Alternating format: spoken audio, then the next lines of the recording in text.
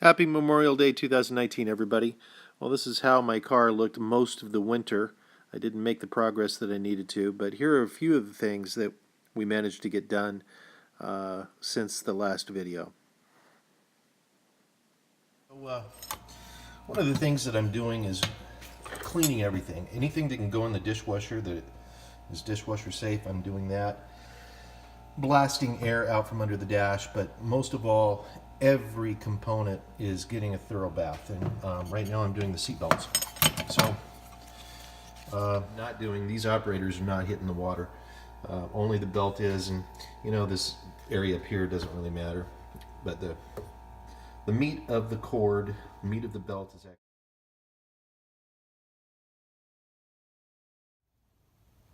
All right, got done washing the seat belts. Hung them up to dry.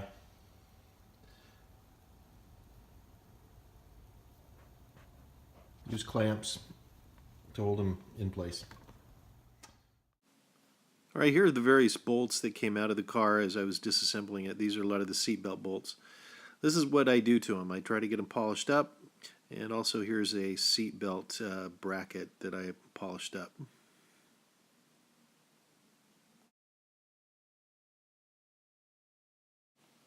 So the next on the list was carpet. Here is a piece of carpet that I made a mistake on, and I'm actually patching by gluing a piece on the back. Here I'm all clamped up, trying to get it to roll over the edge nicely. And here's some front area. So this is the old rear deck carpet. You can see I've patched it here. It's where the light was.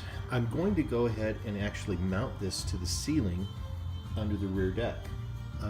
As you guys know, on Corvettes, that's just single wall fiberglass, I mean straight to the outside. And you know, all right, I think I have a problem. I don't have enough gas pedal is hitting the carpet,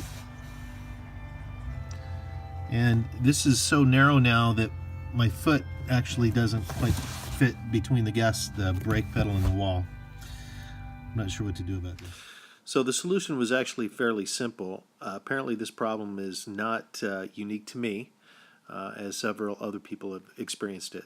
Just grab the pedal, pull on it, it bends, and you can create the foot room that you need to some extent.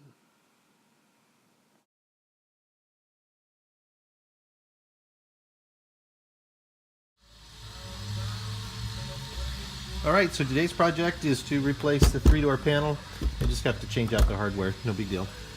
But this is what it looks like now. And I'll show you in a second what it looks like with new.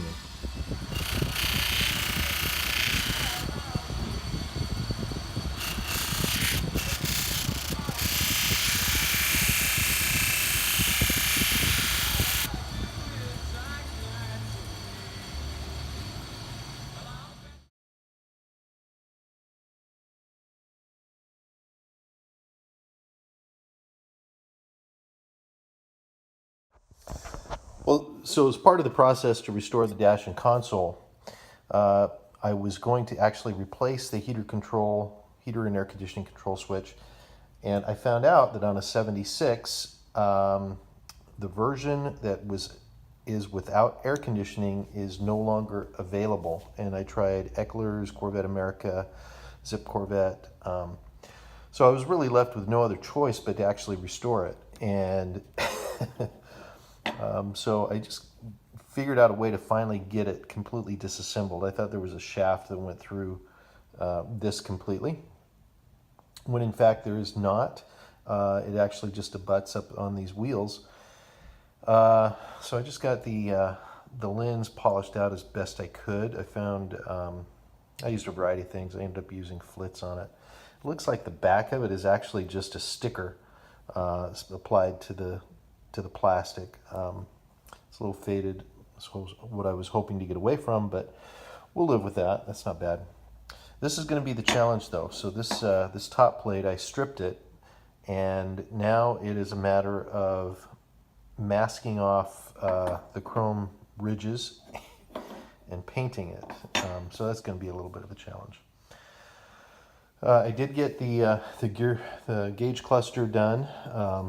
These edges were actually quite burred up, so I filed them down and then polished them as best I could. They're not perfect, but much better. Mask off around the Corvette emblem. That was a challenge. I had it done once and was unhappy with it, so I stripped it, and I'll do it again. I've got some chrome applique up there that I'm going to have to do. Probably a toothpick and some chrome paint. And I'm fairly happy with how this turned out. I think one of the things I'm going to do is I'm actually going to leave this chrome. So this was all painted black, as I'm sure you know. So I've repainted the ashtray cover. I repainted underneath the wood grain. These were black. And you know what? After I got them stripped, I thought that's kind of cool. And to be honest with you, I was a little worried about this flat surface and the black paint on it. You know, I'm just using Rust-Oleum, worrying about it actually being durable. It's going to scratch and everything. This is going to last fairly well, I think. So new lens, chrome. I actually created a wash and dripped it into the groove there, and you know, with so I've got a black groove. I think it turned out pretty good, and I'll replace the emblem here when I'm done. Gauges. Got new seatbelt lenses and door jar lenses coming. These were just, you know, flat and beyond saving. The clock, I saw a video on YouTube. This is the original clock. It's a mechanical clock. It's not a quartz. I'm actually going to go ahead and I'm going to try to fix it. Apparently there's a set of points. The points burn on low voltage when your battery's low. So I am going to try to repair the points. I saw a video where somebody did it, and it looked like an inexpensive fix versus the $200 to buy a new quartz clock. Anyway, that's it for now.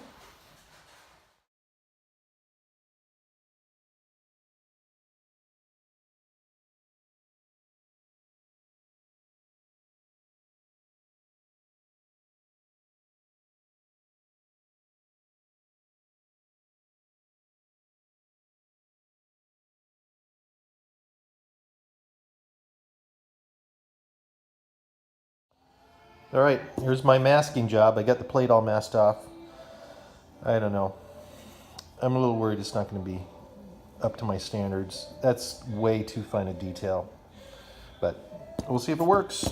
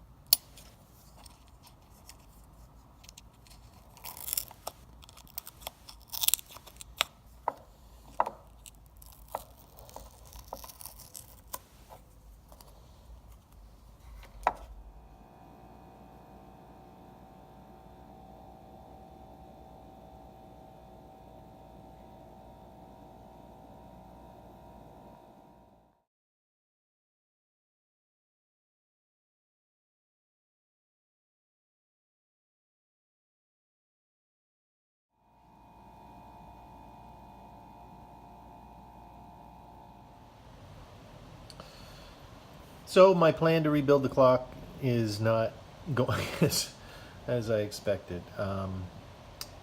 I pulled the clock out yesterday.